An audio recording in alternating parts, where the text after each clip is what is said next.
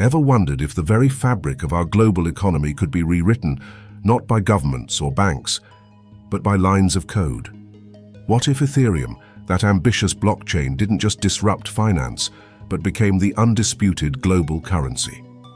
Prepare to journey with us into a speculative future where digital assets reign supreme and the world as we know it is utterly transformed. Now I know what you're thinking. Crypto as global currency. It sounds like a fantastical leap, a recipe for either unprecedented utopia or absolute chaos. And frankly, you're probably right on both counts. We're about to explore the dizzying highs and terrifying lows of an Ethereum-dominated world, a future shaped by decentralized ledgers and smart contracts. Buckle up, because this isn't just about numbers on a screen. It's about the very foundation of society. We'll examine how such a monumental shift might have unfolded, who the ultimate winners and losers would be, and whether you'd be sipping cocktails on a blockchain-funded beach or scavenging for scraps in a decentralized dystopia. This is a wild ride into the speculative unknown. To truly grasp how Ethereum could ascend to global currency status, we must rewind to a pivotal moment. Let's call it the late 2020s, early 2030s. Bitcoin, the venerable pioneer of cryptocurrency, had already carved out its niche. It had solidified its position as digital gold, a robust store of value, much like the precious metal it mimicked. However, Bitcoin's inherent design, its proof-of-work consensus, presented growing challenges. Transaction speeds remained relatively slow, struggling to scale for everyday global commerce. Its energy consumption, a constant point of contention, became an increasingly unsustainable burden in a climate-conscious world, drawing sharp criticism from environmental advocates and policymakers alike. Ethereum, in stark contrast, was undergoing a profound metamorphosis. Its long-anticipated transition to proof-of-stake drastically slashed its energy footprint, silencing many critics and aligning it with global sustainability goals. This pivotal upgrade made Ethereum a far more palatable option for widespread adoption, addressing a key environmental hurdle that plagued its predecessor. More critically, the relentless development of Layer 2 scaling solutions had transformed Ethereum's capabilities. Technologies like roll-ups and sharding made transactions lightning fast and incredibly cheap, overcoming the network congestion issues that once plagued it. This technical evolution was crucial, enabling the network to handle the immense throughput required for a global financial system. And then there was the undeniable killer application, decentralized finance, or DeFi. This burgeoning ecosystem of financial services, built entirely on Ethereum, offered a tantalizing glimpse into a world without traditional intermediaries. It promised a radical reimagining of banking, lending, and trading, all powered by transparent, immutable smart contracts. Imagine a world where you no longer needed banks, brokers, or even insurance companies in their traditional forms. You could borrow money, lend assets, trade complex financial instruments, and earn yield, all directly peer-to-peer, without a middleman extracting fees or imposing arbitrary rules. This was the audacious promise of DeFi, and by 2030, it was beginning to deliver on its revolutionary potential, albeit still in its nascent stages. But here's the critical juncture. DeFi, despite its promise, was still perceived as clunky, overly complicated, and frankly terrifying for the average person. It needed a seismic event, a profound catalyst to push it from the fringes into the mainstream. That tipping point arrived with what history would later dub the Great Financial Glitch of '32. The precise details of this global economic meltdown are less important than its devastating impact. Perhaps it was a rogue AI algorithm, a sophisticated cyber attack targeting critical infrastructure, or simply the culmination of decades of unchecked greed and systemic mismanagement within traditional finance. Whatever the cause, the established financial system buckled and then spectacularly collapsed. Banks froze accounts, stock markets plummeted into freefall, and the intricate web of global credit seized up. Trust in traditional institutions, already eroding for years, evaporated overnight. People found themselves locked out of their life savings, unable to access funds, and facing an unprecedented crisis of confidence in the very systems designed to protect their wealth. In the ensuing chaos and desperation, people began frantically searching for alternatives, any alternative to the broken system. And Ethereum, with its decentralized, transparent, and remarkably resilient infrastructure, began to shine as a beacon of hope. Its immutability meant records couldn't be tampered with, and its distributed nature meant no single point of failure could bring it down. This wasn't an overnight revolution, nor a willing surrender of power by governments. The transition was gradual, fueled by necessity and a profound loss of faith. As trust in traditional institutions continued its precipitous decline, Ethereum slowly but surely gained traction, initially among the tech-savvy and the disenfranchised, then steadily permeating the mainstream. Small businesses, desperate to continue operations, began accepting Ether as payment, bypassing crippled banking systems. Freelancers and remote workers, increasingly globalized, found stablecoins, digital currencies pegged to fiat but running on the Ethereum blockchain, to be reliable and efficient for international payments. The network effect began to snowball, creating an undeniable momentum. Then came the symbolic yet profoundly impactful moment. A small, forward-thinking island nation, let's call it Liberia 2.0, made a bold declaration. Recognizing the opportunity to leapfrog traditional financial infrastructure, it officially adopted Ethereum as its national currency. This wasn't a major economic powerhouse, but its pioneering move sent shockwaves across the globe. Liberia 2.0's decision was a powerful statement. Ethereum was no longer merely a speculative asset or a playground for tech enthusiasts. It was a viable, robust alternative to traditional fiat currencies, capable of underpinning an entire national economy. This act of defiance against the old order ignited a global conversation and spurred other nations to consider similar paths. Fast forward a few more years to 2040, Ethereum isn't necessarily the officially recognized global currency by every single nation-state. However, it has undeniably become the dominant force, the indispensable backbone of the global economy. The vast majority of international trade is now settled in ETH, or its associated stablecoins, bypassing cumbersome legacy systems. Major multinational corporations, initially resistant, now hold substantial ETH reserves on their balance sheets, recognizing its liquidity and utility.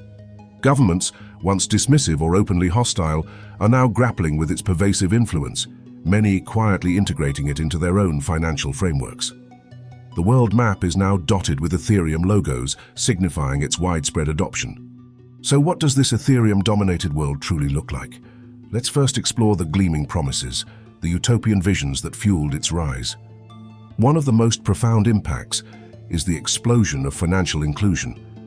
Billions of people, previously excluded from the traditional banking system due to lack of identification, geographical barriers, or prohibitive fees, now have access to sophisticated financial services.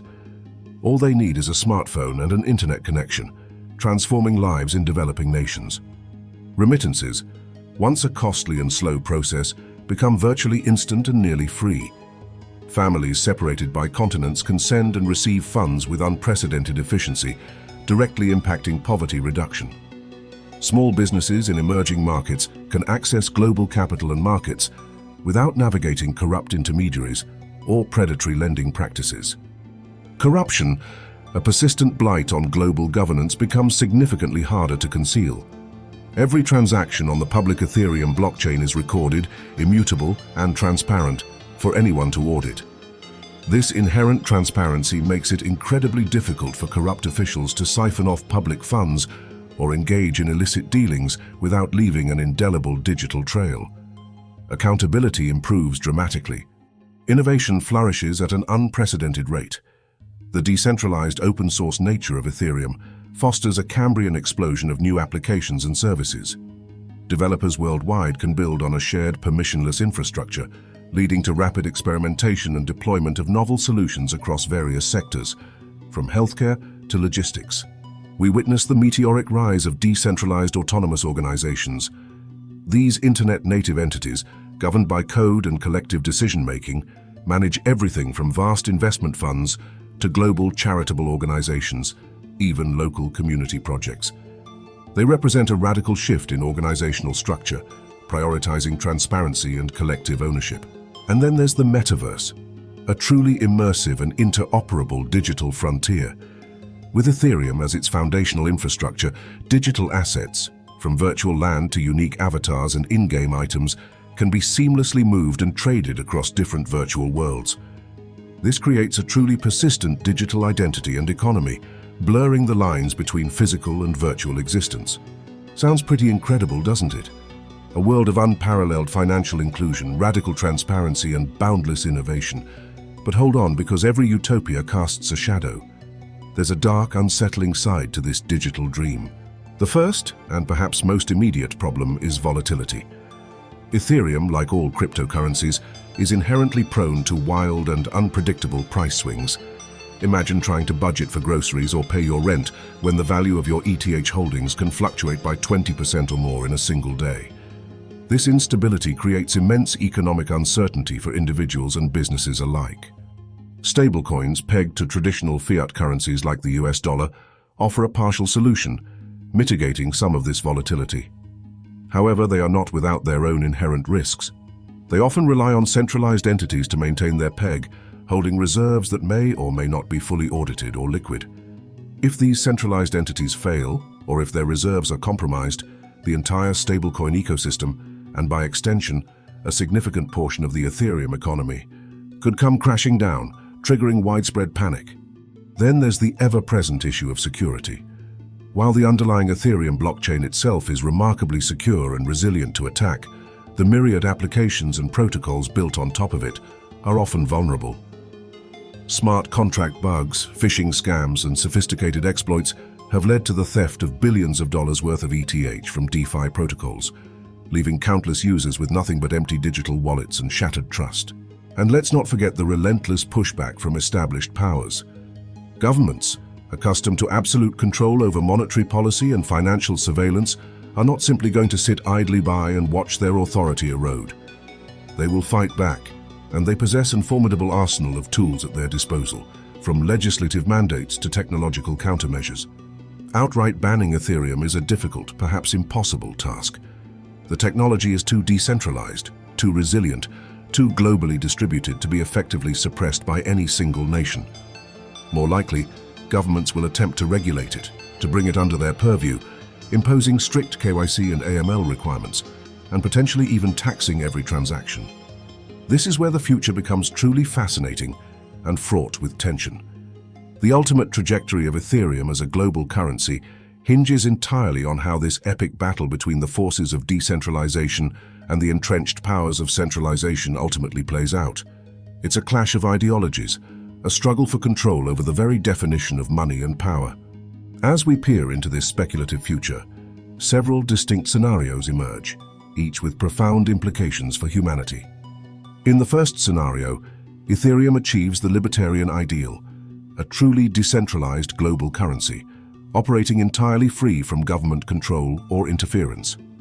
This is the purest vision of crypto maximalists, a world where individuals have absolute sovereignty over their finances. However, it's also arguably the most unlikely outcome. Governments, by their very nature, are too powerful and too invested in maintaining control to allow such a radical shift without a fierce struggle.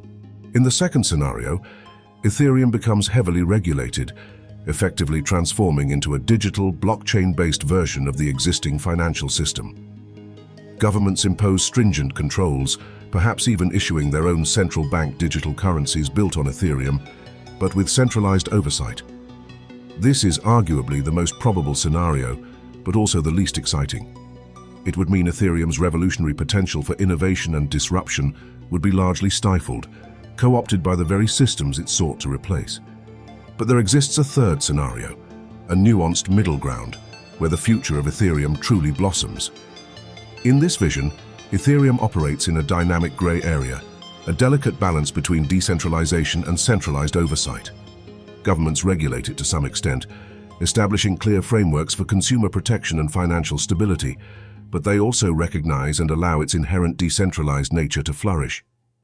This optimistic scenario suggests that governments, recognizing Ethereum's undeniable potential to drive economic growth, foster innovation, and enhance transparency, choose to collaborate rather than simply control. It would mean harnessing the immense power of Ethereum to create a more inclusive, transparent, and innovative financial system, without sacrificing the stability and security that well-governed societies require. This is the future many hope for, a pragmatic evolution rather than a revolutionary overthrow. So what do you think? Is Ethereum the inevitable future of money? Is it a recipe for unprecedented disaster? Or is it something far more complex, a nuanced blend of both? Let me know your thoughts in the comments below. But before you go, let's delve into some of the more unforeseen and potentially unsettling consequences of an Ethereum-dominated world. These are the subtle shifts, the ethical dilemmas, and the societal pressures that might emerge from such a profound technological transformation. Imagine a world where your entire financial life, every transaction, every asset, every debt, is immutably recorded on a public blockchain. While this offers unparalleled transparency, it also raises profound questions about privacy. Your financial history, your spending habits, your net worth, all potentially visible to anyone with the technical know-how to look. Privacy could become an expensive luxury, and true anonymity, a relic of the past, perhaps even deemed suspicious or criminal. And what about the shifting power dynamics? In a truly decentralized world, who truly holds the reins of power? Is it the core developers who write and maintain the foundational code? Is it the validators who secure the network and process transactions? Or is it the whales, the early adopters and institutions who hold vast quantities of ETH, wielding immense influence through their economic weight? The answer is likely a complex interplay of all these factors, but it doesn't guarantee an equitable distribution of power. We could witness the emergence of new forms of inequality, not solely based on traditional wealth or social status, but on access to technology, digital literacy, and computational power. The existing digital divide could widen into a chasm, creating a stark society of blockchain haves and digital have-nots. Those unable to navigate the complexities of a decentralized world might find themselves marginalized, struggling to survive in an economy that has left them behind. Finally, let's revisit the environmental impact. Even with the significant improvements of proof of stake, a global financial system running on Ethereum would still consume a substantial amount of energy. As the network scales to accommodate billions of users and trillions of transactions, its energy footprint, even if efficient per transaction, could become immense. We might find ourselves in a paradoxical situation where the benefits of a decentralized economy are weighed against its cumulative environmental costs, forcing a reckoning with sustainable energy solutions. So the future of Ethereum as a global currency is far from a foregone conclusion. It's a complex, multifaceted issue, brimming with both tremendous potential for human flourishing and significant existential risks.